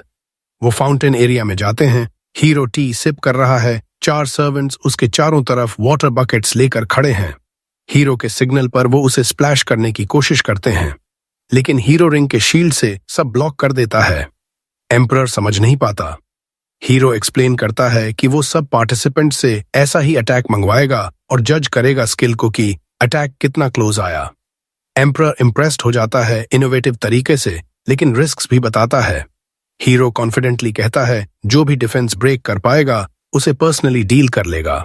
एम्परर फिर इम्प्रेस्ड हो जाता है। रात को एम्परर थ्रोन रूम में प्राइम मिनिस्टर के साथ। प्राइम मिनिस्टर कहता है क्राउड के सामने वो रिमार्क अननेसेसरी था कि अगर नोआ पहले पैदा हुआ होता तो। एम्परर हंसता है, कहता है मैं सीरियस था। नोआ ट्रूली स्पेशल है, लेकिन लेवायथन की ट्रेमेंडस पावर से थोड़ा कंसर्न्ड भी है। ट्रू पावर अभी सील्ड है। फिर सर्वेंट को ऑर्डर देता है, स्पेशल ट्रेजर लाओ। कहता है कहा जाता है लेवायथन का ट्रू सील कभी नहीं तोड़ना चाहिए, लेकिन शायद नोआ फुल पावर कंट्रोल कर ले। कुछ दिनों बाद नाइट सिलेक्शन एग्जाम शुरू होता है फुल ग्लोरी में। पूरे कंट्री से पार्टिसिपेंट्स आते हैं। कैपिटल की पूरी पॉपुलेशन देखने आती है। ये उनके लिए सुपर बोल जैसा है। बहुत सारे लोगों ने लाइफ सेविंग्स बेट लगा रखी हैं। एक पार्टिसिपेंट आता है, देखने में गैन का एडल्ट फॉर्म लगता है, जैसे रात भर पानी में भीगा रहा हो। वो अरीना में आता है, नोआ के सामने नील करता है। नोआ बेफिक्र टी पी रहा है। वॉरियर सोर्ड निकालता है, रिस्ट वार्म अप करता है, फिर अटैक करता है। हीरो तुरंत रिंग के शील्ड्स एक्टिवेट करता है, ब्लॉक कर देता है। वो एंगल्स चेंज करता रहता है, लेकिन शील्ड एडजस्ट हो जाता है। कुछ ब्लोज के बाद उसकी सोर्ड आधी हो जाती है। रेफरीज टेस्ट ऑफ कर देते हैं। एक और वॉरियर फेल। क्राउड सोचने लगती है क्या कोई वाइज प्रिंस तक पहुंच भी पाएगा, या प्रिंस एक्सेसिव टी पीते पीते मर जाएगा। एम्परर दूर से पर्सनल असिस्टेंट के साथ देख रहा है। असिस्टेंट कहता है इस बार लोग बहुत ज्यादा एक्साइटेड हैं। एम्परर कहता है प्रिंस पर्सनली रिस्क ले रहा है इसलिए, लेकिन एम्परर को बेसिक बातों से फर्क नहीं पड़ता। कहता है बस केपेबल वॉरियर्स सेलेक्ट होने चाहिए। मुझे एक्साइटेड है देखने के लिए कि हीरो कौन कौन शॉर्टलिस्ट करता है। फिर मेज की बारी आती है। पावरफुल फायर ब्लास्ट छोड़ता है नोआ की तरफ। क्राउड साइलेंट हो जाती है। मेज थक जाता है। नोआ बिना स्क्रैच के बाहर आता है। मैजिक बैरियर यूज किया था। पार्टिसिपेंट घुटनों पर गिर जाता है। क्राउड प्रिंस की चीयर करती है। हीरो थोड़ा डिसअपॉइंटेड है। इवनिंग हो चुकी है। 1 साल के ब्रिटिश हाउस होल्ड से ज्यादा टी पी चुका है, लेकिन कोई नोटवर्दी पार्टिसिपेंट नहीं। तभी रेफरी अनाउंस करता है आज का लास्ट पार्टिसिपेंट।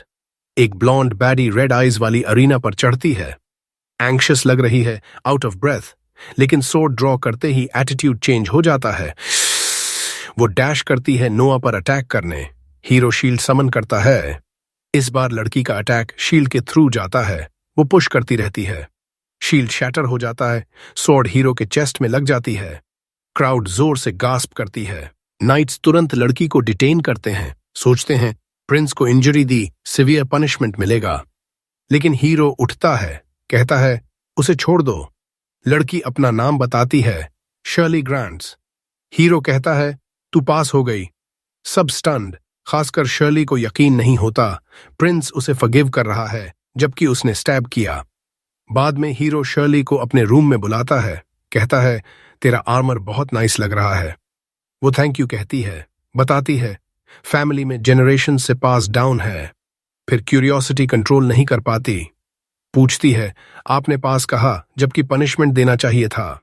हीरो कहता है तू गिल्टी नहीं है नोबल को इंजर करने की, मैंने खुद कहा था अटैक करो। फिर कमांड करता है वही मूव फिर से अटैक कर। शर्ली सोचती है शायद प्रिंस का दिमाग चकरा गया है, लेकिन हीरो कहता है अगर नाइट है तो मास्टर्स कमांड ओबे करना चाहिए। वो तुरंत स्टांस लेती है, अटैक करती है। हीरो शील्ड समन करता है। इस बार अटैक पियर्स नहीं कर पाती। हीरो कैजुअली उसे पुश बैक करता है, कहता है अगर चाहता तो टेस्ट के दौरान भी शील्ड यूज कर सकता था, इंजरी अवॉइड कर सकता था। कहता है नाइट का ड्यूटी है लॉर्ड के ऑर्डर्स फॉलो करना। मैंने देखना चाहा कि कोई फुल स्ट्रेंथ से अटैक करेगा या फियर से होल्ड बैक करेगा। तूने एक बार इंजर करने के बाद भी कमांड ओबे किया, तुझे मेरे नाइट बनने लायक समझा। शर्ली इमोशनली हो जाती है। तुरंत एक घुटने पर बैठकर ओथ लेती है, जीवन भर की अनडाइंग लॉयल्टी। हीरो खुश होता है। ऐसा ओथ ऑफिशियल नहीं माना जाता, लेकिन कैरेक्टर वाली नाइट से बहुत मायने रखता है। तभी जोई डॉक्टर को लेकर आती है। डॉक्टर वूंड चेक करता है, कहता है बस स्क्रैच है, तुरंत हील कर देता है। शर्ली शॉक्ड, कहती है हमारे विलेज में डॉक्टर्स नहीं हैं, कभी प्रॉपर टेक्निक से हील होते नहीं देखा। हीरो क्यूरियस होकर पूछता है जो अफोर्ड नहीं कर पाते वो क्या करते हैं। शर्ली कहती है विलेज एल्डर से प्रे करवाते हैं या एक्सरसाइज करवाते हैं डिजीजेस को। बॉल डॉक्टर कमेंट करता है, पुअर और अनकल्चर्ड लोगों में कॉमन है। हीरो पूछता है, डॉक्टर बनने का क्विकेस्ट वे अप्रेंटिस बनना है। डॉक्टर हाँ कहता है। हीरो तुरंत शर्ली को फर्स्ट जॉब देता है। कहता है, अपने विलेज से स्मार्टेस्ट और हार्ड वर्किंग लोग लाओ, डॉक्टर उन्हें अप्रेंटिसेस बनाएगा। डॉक्टर बिना हेजिटेशन अग्री करता है। शर्ली अस्टाउंडेड बो करके थैंक यू कहती है। हीरो कहता है, नाइट की प्रॉपर एटिकेट्स सीखो, कोई नाइट ऐसे नहीं बाउ करता। अगली सुबह शर्ली नोआ के मैंशन में अपने रूम में जागती है। Get ready with me session देती है। ग्रेट एक्साइटमेंट से काम पर निकलती है। रास्ते में जोई से मिलती है। जोई पूछती है, अच्छे से सोई? शर्ली कहती है, रूम बहुत नाइस था लेकिन ज्यादा नींद नहीं आई। दोनों स्मॉल टॉक करती हुई चलती हैं। तभी कुछ मेड्स गॉसिप और गिगल कर रही हैं। जोई पूछती है, क्या हो रहा है? मेड्स कहती हैं, अपना फेवरेट पास टाइम कर रहे हैं, गेस कर रहे हैं कि हीरो किस तरह की गर्ल से मैरी करेगा। शर्ली शॉक्ड कहती है, हीरो अब भी सिर्फ 6 साल का है। मेड्स कहती हैं, ज्यादातर प्रिंसेस की शादी बचपन में ही फिक्स हो जाती है। एम्पायर में लड़कियां 15 साल की उम्र से पहले शादी कर लेती हैं। सब मानते हैं कि नोआ अभी एम्पायर का सबसे एलिजिबल बैचलर है। उसके महल के पास ढेर सारे कैफे खुल गए हैं क्योंकि हर रोज बहुत सारी लड़कियां उसे एक झलक देखने आती हैं। मेड्स कहती हैं कि सबको नोआ बहुत पसंद है, जोई भी शामिल। जोई का नाम सुनते ही वो शर्मा जाती है। मेड्स उसे घेर लेती हैं और कहती हैं कि तू तो हाल ही में मैजिक सीखने लगी है, नोआ को इम्प्रेस करने के लिए। जोई हकलाते हुए कहती है कि वो बस अपने मास्टर के काम आने के लिए सीख रही है। फिर वो जल्दी से वहां से चली जाती है। मेड्स कहती हैं, कितनी प्यारी है ये। शर्ली बस उसे घूरती रह जाती है। बाद में शर्ली नोआ के ऑफिस जाती है। वहां एक अनुभवी नाइट एग्जाम के बारे में रिपोर्ट दे रहा होता है। कैप्टन कहता है कि नोआ ने जो नए नाइट्स चुने हैं वो सब बहुत अच्छे हैं। उनके स्क्वाड कैप्टन्स भी बहुत ग्रेटफुल हैं। नोआ डॉक्यूमेंट्स पर साइन करता है और नाइट से कहता है, ये सब तुम जैसे डेडिकेटेड लोगों की वजह से ही पॉसिबल हुआ। फिर वो शर्ली से कहता है कि नाइट को सी ऑफ कर दो। शर्ली उसके सामने घुटनों पर बैठ जाती है। नाइट हैरान हो जाता है और कहता है, इतनी फॉर्मेलिटी की जरूरत नहीं, हम दोनों सेम रैंक के हैं।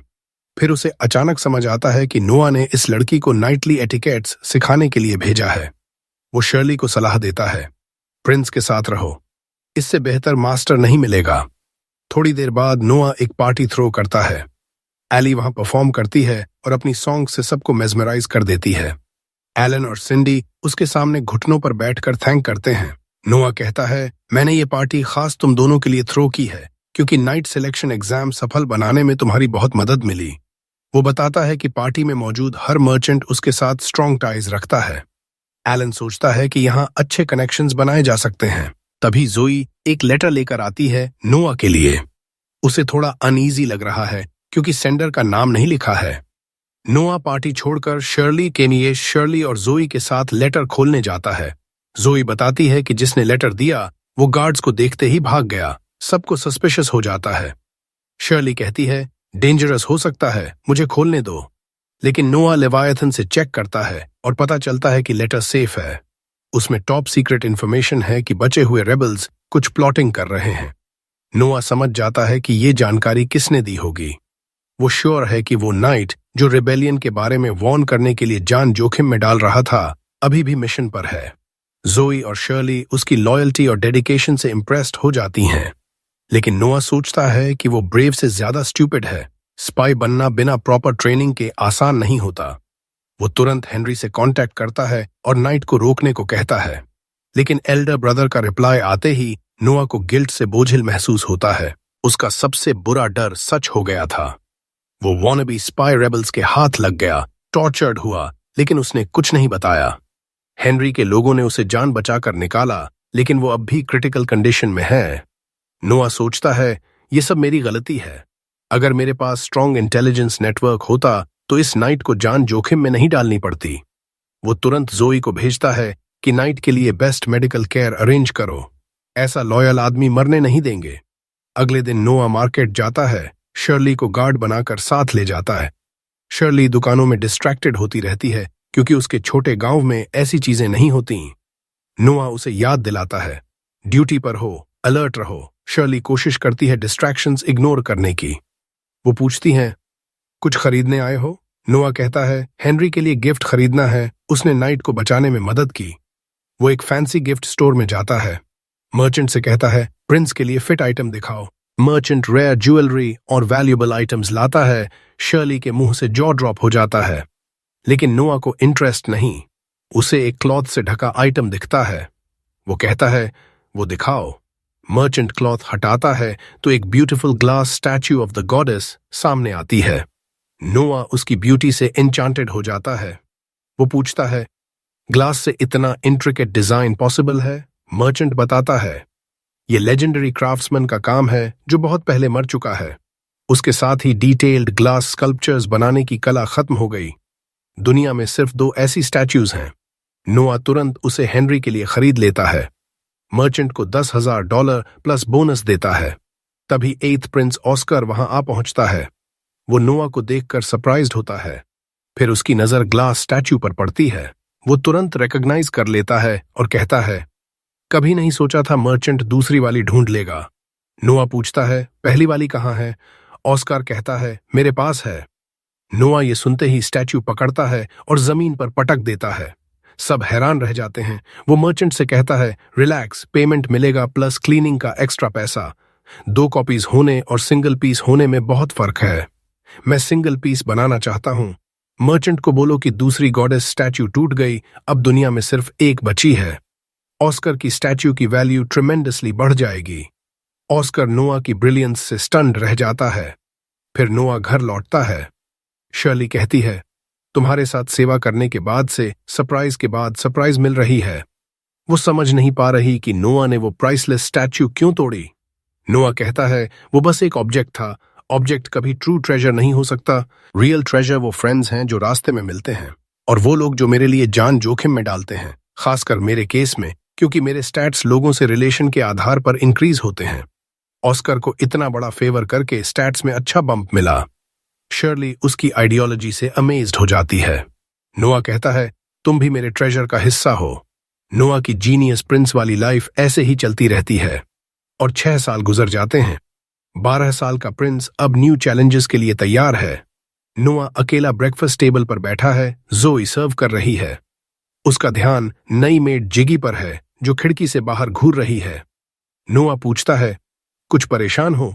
वो कहती है, 3 दिन बीत गए फिर भी बर्थडे गिफ्ट्स लाने वालों की खत्म नहीं हो रही।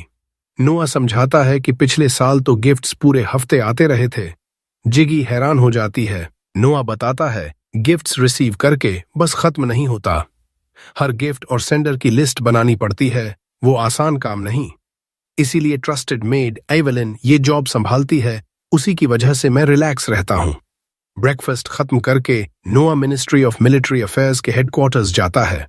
एम्परर ने पर्सनली उसे वहां असाइन किया है। वहां 4th प्रिंस हेनरी के रूम में पहुंचता है। हेनरी और एक नाइट नोआ का स्वागत करते हैं। बिजनेस से पहले हेनरी बताता है, इंपीरियल ऑर्डर आया है। नाइट कैप्टन रियस की कमांड में आर्मी सदर्न पार्ट्स में रिबेलियन दबाने भेजनी है। बारबेरियंस बहुत ओवर कॉन्फिडेंट और रूथलेस हैं, इसीलिए फुल फोर्स से क्रश करने का प्लान है। हेनरी नोआ की ओपिनियन पूछता है। प्लान नोआ को सही लगता है। वो रियस को देखता है जो हेनरी का डायरेक्ट सबऑर्डिनेट है और बैटलफील्ड में कई बार स्किल प्रूव कर चुका है। नोआ को लगता है कि रियस पर ट्रस्ट किया जा सकता है, लेकिन वो एक सवाल पूछता है, कितने सोल्जर्स असल में ले जा रहे हो? रियस पसीना पसीना हो जाता है और जवाब देने में हेजिटेट करता है। हेनरी गुस्सा हो जाता है और एक्सप्लेनेशन मांगता है। रियस जमीन पर गिरकर माफी मांगता है। नोआ हेनरी को शांत करता है और कहता है, सीरियस बात नहीं है। वो याद दिलाता है कि वॉर में जनरल्स को इंपीरियल कोर्ट से फंडिंग सोल्जर्स की संख्या के हिसाब से मिलती है। कई जनरल्स लिस्ट में मर्चेंट्स और हेल्पर्स को भी जोड़ देते हैं ताकि ज्यादा फंडिंग मिले और वो पॉकेट कर लें। रियस फिर माफी मांगता है। हेनरी गुस्से में है, लेकिन नोआ कहता है, चिल करो। रायस को कहता है, अगर तुम्हें आर्मी के लिए एक्स्ट्रा लोग हायर करने हैं तो राइट है, फंडिंग से थोड़ा कट खुद के लिए रख सकते हो। हेनरी को भी समझ आता है कि नॉन सोल्जर्स रजिस्टर करके आर्मी को बड़ा दिखाया जा सकता है, एनिमीज डर जाएंगे। वो नोआ की तारीफ करता है कि अंडरलिंग की एम्बेजलमेंट पकड़ी और उसका पॉजिटिव इम्पैक्ट भी बताया, लेकिन नोआ कहता है, इस बार एनिमी को फूल नहीं कर सकते। एम्परर ने फ्लॉलेस विक्ट्री का कमांड दिया है, कोई चांस नहीं ले सकते। वो रियाज से पूछता है, कितने नॉन सोल्जर्स रजिस्टर किए? रियाज डरते हुए कहता है, लगभग 2000। नोआ कमांड करता है, उतने ही रियल सोल्जर्स जल्दी ऐड करो। रियाज के पास कोई ऑप्शन नहीं। फिर नोआ मिनिस्ट्री ऑफ फाइनेंस के लिए नोट लिखता है, रियाज को देता है और कहता है, ये 2000 सोल्जर्स के मिसलेनियस पर्पसेस के फंडिंग के लिए है, सारा पैसा तुम रख सकते हो। रियाज समझ नहीं पाता कि करप्ट होने पर पैसा क्यों मिल रहा है। नोआ ठंडे लहजे में कहता है, इस एक्स्ट्रा कैश के बदले परफेक्ट विक्ट्री डिलीवर करो।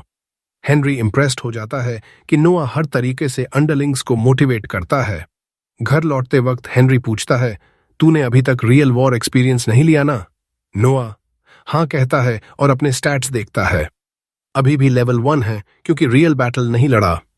एम्पायर में ज्यादातर रॉयल किड्स छोटी उम्र में मर जाते हैं। ऑफिशियल रीजन डिजीज होता है, लेकिन असल में दूसरे रॉयल्स असैसिनेट करते हैं पावर के लिए।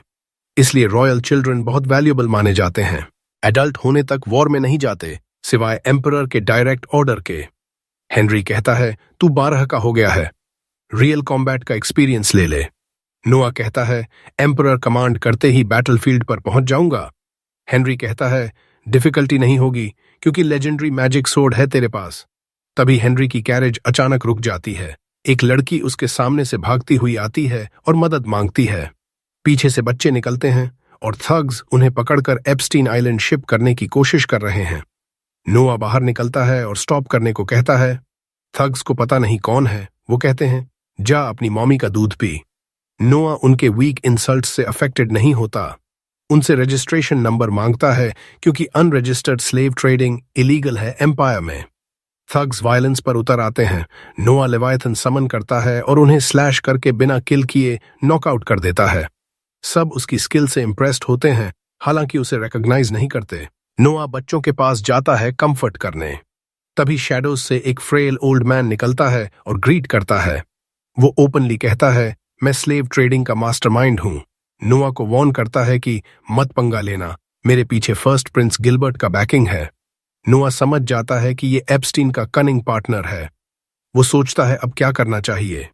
ओल्ड मैन कहता है, लड़कियों को छोड़ दो और प्रिटेंड करो कुछ देखा नहीं।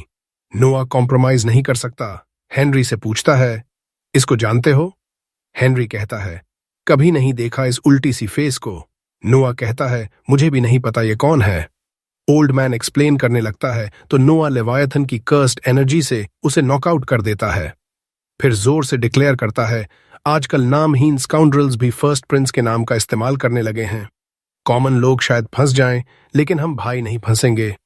एक आदमी नोआ को वाइज प्रिंस आइडेंटिफाई करता है, पब्लिक मान लेता है। नोआ सोल्जर्स को कमांड करता है, इनको फर्स्ट प्रिंस गिलबर्ट के रेजिडेंस पर ले जाओ, बताओ कि ये उसके नाम का गलत इस्तेमाल कर रहे थे। फिर वो बच्चों को घर ले जाता है कंफर्ट करने के लिए। हेनरी उसकी क्विक थिंकिंग से इंप्रेस्ड होता है। वो एक्सप्लेन करता है, अगर सच में गिलबर्ट के लिए काम करते तो किल नहीं कर सकता था, लेकिन प्रिंस को इलीगल स्लेव ट्रेडिंग देखते हुए चुप रहते नहीं दिखा सकता था, इसलिए फेक्स बना दिया और गिलबर्ट को सौंप दिया। वो इन्हें डिस्पोज कर देगा लायबिलिटी समझकर।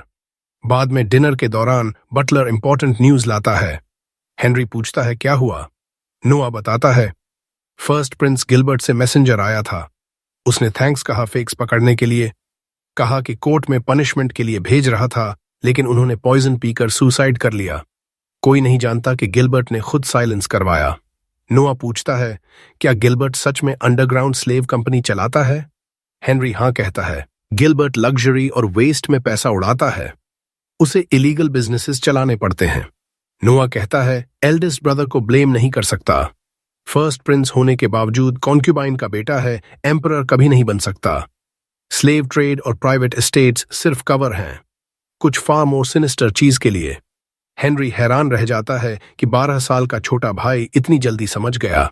अगले दिन हीरो उन बच्चों को बताता है जिन्हें उसने बचाया था कि उसने कुछ स्ट्रिंग्स खींचे हैं और अब वे सब घर जा सकते हैं, पूरी तरह आजाद। लेकिन बच्चों का कोई घर ही नहीं बचा था, उनके अपने परिवार ने ही उन्हें बेच दिया था पहले। हीरो समझ जाता है, अगर ये बच्चे वापस गए तो फिर से बेच दिए जाएंगे, इसलिए वो फैसला करता है कि वो इन्हें अपने साथ रखेगा। वो बटलर को ऑर्डर देता है, इनके लिए कमरे तैयार करो, जॉब्स दो और अगर किसी को पढ़ाई करनी है तो उसका भी इंतजाम करो। लड़कियों की लीडर चौंक जाती है और पूछती है, क्या आप हमें खरीद रहे हैं? हीरो कहता है, नहीं, मैं तुम्हें नहीं खरीद रहा। तुम कभी भी जब चाहो मेरे पास से जा सकती हो, लेकिन अगर रहोगी तो बिट्रेयल बर्दाश्त नहीं करूंगा। बटलर उन्हें थैंक यू बोलने को कहता है और फिर बच्चों को ले जाता है। जाते जाते हीरो सोचता है अपनी फिलॉसफी के बारे में। लोग ट्रेजर्स हैं, और ये सोच उसे याद दिलाती है कि वो बहुत पहले से एक काम करना चाहता था। वो एवेलिन को अपने ऑफिस में बुलाता है। एवेलिन रिपोर्ट शुरू करती है कि आपके सारे बर्थडे प्रेजेंट्स इकट्ठा हो गए हैं। हीरो कहता है, मुझे पता है। फिर वो एक एनवेलप उसकी तरफ सरकाता है। एवेलिन उत्सुक होकर पूछती है, ये क्या है? हीरो बताता है, तुम्हें मेरी सर्विस से डिसमिस किया जा रहा है ताकि तुम मेरे टेरिटरी में एक रीजन की गवर्नमेंट ऑफिसर बन सको, यानी मेयर। एवेलिन समझ नहीं पाती कि मेड से मेयर कैसे बन जाएं। हीरो कहता है, तुम मेरी सबसे क्लेवर मेड हो। तुम्हारा टैलेंट सिर्फ मेरी सेवा में बर्बाद हो रहा है। एवेलिन मना करने लगती है, वो सिर्फ हीरो की सेवा करना चाहती है। लेकिन हीरो कहता है, अगर तुम अच्छी एडमिनिस्ट्रेटर साबित हुई तो लोग मेरी तारीफ करेंगे कि मेरी नजर कितनी तेज है। वो ऑर्डर देता है, मैंशन छोड़ो और मेरे लिए काम करो। बस यही सुनने की जरूरत थी एवेलिन को। कुछ देर बाद हीरो को एम्परर बुलाता है। एम्परर ने सुना कि हीरो ने गिलबर्ट की ऑनर की रक्षा की। हीरो कहता है, सब कोइंसिडेंस था। मेरा मकसद सिर्फ बच्चों को बचाना और क्रिमिनल्स को पकड़ना था। वो समझ जाता है कि गिलबर्ट ने एम्परर को खुद रिपोर्ट किया ताकि कोई बैकलैश ना आए और वो इनोसेंट दिखे। एम्परर कहता है, अफसोस है कि आज भी ऐसे गंदे क्रिमिनल्स आजाद घूम रहे हैं। फिर पूछता है, इनकी सजा क्या होनी चाहिए? हीरो बताता है, लॉ के मुताबिक रिंग लीडर का राइट आर्म काटा जाए और बाकी सबको अफगानिस्तान की आर्मी में भेज दिया जाए। एम्परर कहता है, तुमने ओपनली क्रिमिनल्स को कन्फ्रंट किया और अरेस्ट किया। अगर मैं होता तो अंडरकवर जाता, क्रिमिनल्स से पिटवाता और रेड हैंडेड पकड़ता। प्राइम मिनिस्टर मजाक में कहता है, वो तो इंपीरियल फैमिली के खिलाफ क्राइम हो जाता, क्रिमिनल्स को एग्जीक्यूट कर दिया जाता।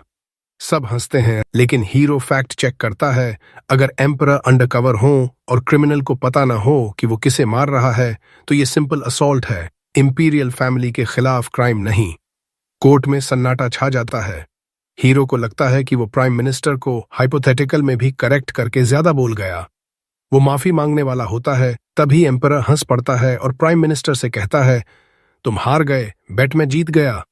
हीरो कंफ्यूज्ड हो जाता है। एम्परर बताता है, मैंने प्राइम मिनिस्टर से बेट लगाई थी ही कि क्या नोआ लॉ समझने में मेरी गलतियां पकड़ सकता है।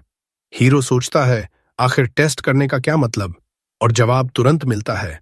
एम्परर उसे न्यू मिनिस्टर ऑफ जस्टिस बना देता है। पूरी कोर्ट चीयर करने लगती है। कहते हैं, हेनरी के बाद हीरो दूसरा प्रिंस है जो मिनिस्टर बना। हीरो समझ नहीं पाता कि रिएक्ट कैसे करे। एम्परर और प्राइम मिनिस्टर एक दूसरे को सेटिस्फाइड स्माइल देते हैं, जिससे हीरो और कंफ्यूज्ड हो जाता है। रात को वो अली के सिंगिंग एंजॉय करने जाता है, लेकिन दिमाग अभी भी कोर्ट की बातों में अटका है। उसे लगता है एम्परर के पीछे कोई गहरा रीजन है मिनिस्टर ऑफ जस्टिस बनाने का। फिर सोचता है, अभी ओवरथिंक करने से कुछ नहीं निकलेगा, शो एंजॉय करो। उसी समय एम्परर को प्राइम मिनिस्टर से वरीइंग रिपोर्ट मिलती है। वो कहता है, तुम संभाल लो, मेरे पास अभी और जरूरी काम है जो डिले नहीं कर सकता। अगले दिन हीरो मिनिस्ट्री ऑफ जस्टिस जाता है। ये उसका नया ऑफिस है। शर्ली कैरेज का दरवाजा खोलती है। मिनिस्ट्री के सारे एम्प्लॉयज उत्सुकता से उसका इंतजार कर रहे हैं। ऑफिस पहुंचते ही वाइस मिनिस्टर वाइनी उसका स्वागत करता है। हीरो सोचता है, इतनी कम उम्र में वाइस मिनिस्टर बना है, जरूर टैलेंटेड और हार्ड वर्किंग होगा। हीरो पूछता है, मिनिस्टर ऑफ जस्टिस का काम क्या क्या है? वाइनी बताता है, 2 मुख्य ड्यूटी हैं। पहली, पूरे मियर एम्पायर के सारे कोर्ट्स को कोऑर्डिनेट करना।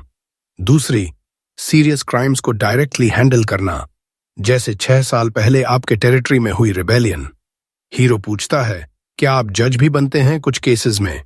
वाइनी हाँ कहता है। हीरो का अगला सवाल वाइनी को हिला देता है, आप साल में कितने पैसे ब्राइब्स में लेते हैं? वाइनी पसीना पसीना हो जाता है, मना करता है। हीरो कहता है, रिलैक्स, मुझे कोई प्रॉब्लम नहीं, बस जानना चाहता हूं कितना कमाते हो ब्राइब्स से। प्रॉमिस करता हूं, कमरे से निकलते ही सब भूल जाऊंगा। वाइनी भरोसा करता है और बताता है, मैं बाकी ऑफिशियल्स जितना करप्ट नहीं हूं। साल में मुश्किल से $1000 से ज्यादा नहीं लेता ब्राइब्स में। मेरे नीचे वाले 10 गुना ज्यादा लेते हैं। लेकिन मैंने खुद पर रूल बनाई है, मर्डर केसेस में ब्राइब नहीं लेता, क्योंकि मर्डर केसेस आसानी से एक्सपोज हो जाते हैं और अगर अक्यूजर वायलेंट आदमी हुआ तो मैं खुद विक्टिम बन सकता हूं। बस डाउटफुल केसेस में ही लेता हूं जो इधर उधर जा सकते हैं। हीरो तुरंत एक नया पे स्लिप लिखता है, सालाना सैलरी $5,000, यानी ब्राइब्स से 10 गुना ज्यादा। वाइनी शॉक्ड हो जाता है। हीरो कहता है, बदले में यहां काम करते हुए कभी ब्राइब नहीं लोगे। वाइनी समझ जाता है कि एम्परर ने 12 साल के बच्चे को मिनिस्टर ऑफ जस्टिस क्यों बनाया। वो पे रेज ठुकरा देता है और कहता है, इंसेंटिव के बिना भी ब्राइब लेना बंद कर दूंगा। अब से पूरी लॉयल्टी से हीरो के लिए काम करूंगा। हीरो को थोड़ा डाउट होता है, लेकिन स्टैट बम्प अच्छा मिलता है। वो वाइनी को लॉयल सबॉर्डिनेट मान लेता है। उसी रात ऑस्कर अपने गार्डन में भव्य पार्टी देता है हीरो को मिनिस्टर बनने की बधाई में। हीरो थैंक करता है। ऑस्कर कहता है, मुझे बहुत खुशी है कि पापा के 50 साल के शासन में हेनरी के बाद तुम दूसरे प्रिंस हो जो मिनिस्टर बने। हीरो पूछता है, क्या कोई खास रीजन है कि पापा ने मुझे मिनिस्टर ऑफ जस्टिस बनाया? ऑस्कर कैजुअली कहता है, एम्परर तुम्हें बहुत फेवर करता है। हीरो इससे इनकार नहीं कर सकता। हेनरी ने बैटलफील्ड पर कई कमाल किए थे, इसलिए मिनिस्टर ऑफ मिलिट्री बना। मैंने अभी तक ऐसा कुछ नहीं किया। फिर हीरो पूछता है, क्या तुम्हें वो पुरानी कहानी याद है जब हमारा एम्पायर इंटरनल फोर्सेस से लगभग तबाह होने वाला था? ऑस्कर याद करता है, हाँ, तब क्राउन प्रिंस का फैसला जन्म से होता था। बाकी प्रिंसेस कोशिश ही नहीं करते थे, सिर्फ ऐश करते थे, एम्पायर का पैसा बर्बाद करते थे और प्रॉब्लम्स खड़ी करते थे। इसलिए एम्परर ने सिस्टम बदल दिया, सब प्रिंसेस को टेरिटरी दिया, अच्छी एजुकेशन दी ताकि केपेबल रूलर बने। ऑस्कर पूछता है, अचानक ये बात क्यों? हीरो कहता है, शायद एम्परर के मन में कुछ और ही प्लान है मुझे मिनिस्टर बनाने का।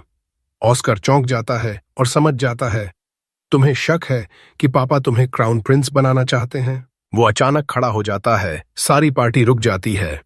तभी बटलर आता है और एक मैसेज देता है। मैसेज पढ़कर ऑस्कर का चेहरा सफेद पड़ जाता है। वो हीरो से कहता है, तुम्हारा थियोरी बिल्कुल सही था, कल एम्परर तुम्हें मिनिस्टर ऑफ फाइनेंस भी बना देगा। शायद एल्बर्ट पर प्रेशर डालने के लिए ऐसा कर रहा है। दूसरी तरफ शहर में रॉयल गार्ड्स एक बिल्डिंग पर छापा मारते हैं। एक मिनिस्टर और उसके साथी अरेस्ट हो जाते हैं। वो एम्परर के खिलाफ प्लॉट रच रहे थे। प्राइम मिनिस्टर एम्परर को बताता है। मिनिस्टर ने कबूल किया कि वो एम्परर को रिजाइन करवाकर क्राउन प्रिंस एल्बर्ट को थ्रोन पर बिठाना चाहता था। एम्परर समझता है एल्बर्ट 30 साल से क्राउन प्रिंस है, उसे लगता होगा अब वक्त आ गया थ्रोन लेने का, लेकिन कोई सॉलिड एविडेंस नहीं है एल्बर्ट के खिलाफ। एम्परर पूछता है, ऑस्कर को क्या पता था? प्राइम मिनिस्टर बताता है, हाँ, ऑस्कर को पहले से अंदाजा था। एम्परर सुनकर चौंकता है, लेकिन जैसे ही सुनता है कि नोआ उसके साथ था, तुरंत क्रेडिट हीरो को दे देता है। कहता है, मेरा सबसे छोटा बेटा सबसे तेज दिमाग वाला है। गिलबर्ट और एल्बर्ट देश चलाने लायक नहीं। मेरी उम्मीद हेनरी, ऑस्कर और नोआ पर है। जो भी इन ट्रायल्स को पार कर लेगा वही थ्रोन लेगा। मुझे खुशी होगी। अगले दिन हीरो को कंस्पिरेसी की रिपोर्ट मिलती है। वो इस केस का जज बनेगा। वाइनी पूछता है, क्या करें? हीरो हेजिटेट कर रहा है क्योंकि सब कुछ एल्बर्ट की तरफ इशारा कर रहा है, लेकिन सॉलिड प्रूफ नहीं है। इंपीरियल फैमिली के लिए लाइट सेंटेंस का प्रावधान है, लेकिन एम्परर को ओवरथ्रो करने की कोशिश की तो स्लाइसिंग करके आधा कर देंगे। क्राउन प्रिंस को एग्जीक्यूट करना पूरे एम्पायर को हिला देगा। हीरो जानता है एम्परर नहीं चाहता एल्बर्ट का नाम आए। अगर और इंटेरोगेशन हुई तो कोई बोल सकता है। इस सब को ध्यान में रखकर हीरो फैसला सुनाता है और सीधा एम्परर के पास जाता है। कहता है, कंस्पिरेसी में शामिल सबको तुरंत एग्जीक्यूट कर दिया जाए। एम्परर खुश हो जाता है। हीरो जानता है नॉर्मली एनुअल एग्जीक्यूशन डे पर होता, लेकिन मिनिस्टर ऑफ जस्टिस की पावर से जल्दी करवा सकता है ताकि एल्बर्ट का नाम न आए। एम्परर बहुत खुश होता है, सर्वेंट को ऑर्डर देता है, हीरो की सैलरी में $1,000 और जोड़ दो। खुद पीठ थपथपाता है और कहता है, ऐसे ही कमाल करते रहो। हीरो को और पक्का यकीन हो जाता है कि सब एल्बर्ट के लिए हो रहा है। मिनिस्ट्री ऑफ जस्टिस लौटते ही शर्ली दौड़कर आती है। इमरजेंसी है, नाइट्स बुरी तरह घायल हैं, एक मर चुका है। बाकी नाइट बताता है, इंट्रूडर्स अभी भी अंदर हैं। हीरो शर्ली से कहता है, हेनरी को बैकअप के लिए बुलाओ। फिर अचानक सोचता है, अटैक का टाइमिंग बहुत सस्पिशियस है। प्लान बदलता है। शर्ली को बोलता है, सारे एलाइज बुलाओ, मिनिस्ट्री को बैरिकेड करो। किसी को अंदर बाहर नहीं जाने देंगे सिवाय मेरे। हीरो लेवायथन निकालता है और अंदर जाता है। अंदर और डेड सोल्जर्स और डरे हुए ऑफिशियल्स दिखते हैं। हीरो सबको ले लो रहने को कहता है। तभी एक इंट्रूडर को ऑफिशियल को स्टैब करते देखता है। हीरो झपटता है और उसे तुरंत नीचे गिरा देता है। अटैकर पॉइजन पीने की कोशिश करता है, लेकिन हीरो रिंग शील्ड से रोक देता है। तभी 3 और इंट्रूडर्स आते हैं। हीरो जीनियस सोर्ड स्किल्स से सबको पलक झपकते मार गिराता है, पॉइजन पीने से रोक देता है। वाइनी दौड़कर आता है, हैरान है कि हीरो ने अकेले सबको हरा दिया। हीरो कैजुअलिटीज पूछता है। वाइनी बताता है, हमारे गार्ड्स के अलावा कल पकड़े गए सारे रेबल्स मर चुके हैं। हीरो तुरंत समझ जाता है, ये एल्बर्ट के असैसिन्स हैं, लूस एंड्स खत्म करने आए थे। वो खुद लेवायथन से कट लगाता है। वाइनी शॉक्ड। हीरो कहता है, असैसिन्स ने ये किया। प्रिंस को सीरियसली इंजर करने की सजा क्या है? वाइनी कहता है, तुरंत एग्जीक्यूशन। हीरो कहता है, कर दो। ट्रीटमेंट लेते हुए वाइनी बताता है, एग्जीक्यूशन हो गई। हीरो खुश है कि असैसिन्स को अरेस्ट नहीं होने दिया, वरना एल्बर्ट का नाम आ जाता। क्राउन प्रिंस को कोसता है, कितना बेवकूफ है। अगले दिन एम्परर बुलाता है, पूछता है, कैसा महसूस कर रहे हो? हीरो कहता है, अब बेहतर हूं। एम्परर पूछता है, क्या वो असैसिन्स इतने स्किलफुल थे कि तुम्हें घायल कर सकें? हीरो जानता है एम्परर के इंटेलिजेंस ने सब बता दिया होगा। फिर डिप्लोमेटिक अंदाज में कहता है, माइंडसेट स्किल से ज्यादा मायने रखता है। ये बात सिर्फ किंग ही समझ सकता है, क्योंकि हम सेम फ्रीक्वेंसी पर हैं। एम्परर कहता है, मुझे तुम पर बहुत गर्व है, काश मेरे सारे बेटे तुम जैसे होते। फिर हीरो को वॉक पर ले जाता है। एम्परर बताता है, 10 में से 9 ग्रेट एम्परर्स का अंत एम्बैरेसिंग रहा। हीरो समझ जाता है वो खुद को ग्रेट रूलर मान रहा है। अगर एल्बर्ट का प्लान कामयाब हो जाता तो एम्परर को सिनाइल बूढ़ा माना जाता, जो बेटों को कंट्रोल नहीं कर सका। एम्परर एल्बर्ट को पनिश नहीं कर रहा, क्योंकि क्राउन प्रिंस को छोड़ना भी उसकी रेपुटेशन खराब करेगा। तभी हीरो को आइडिया आता है। वो एम्परर से फेवर मांगता है। कहता है, आपने हेनरी, ऑस्कर और मुझे मिनिस्टर्स बनाया। एम्पायर के इतिहास में ये नया है। कुछ लोग फॉल्ट निकाल सकते हैं, इसलिए कोई सुपरवाइजर अपॉइंट कर दो जो हमारी वर्क चेक करे। एम्परर सोचता है, मैं अपने ट्रस्टेड प्राइम मिनिस्टर को ही ये जिम्मेदारी दे सकता हूं। लेकिन नोआ के पास दूसरी योजना है। वो सुझाव देता है कि एम्परर एल्बर्ट को प्राइम मिनिस्टर प्रिंस बना दे, क्योंकि वो हायरार्की में इन तीनों से ऊपर है और वो इन सबको सुपरवाइज और कोऑर्डिनेट कर सकता है। एम्परर इस सुझाव से गुस्सा हो जाता है और तुरंत नोआ को कहता है कि घर जाओ और तब तक रिकवर करो, जब तक तुम्हारे घाव पूरी तरह ठीक नहीं हो जाते।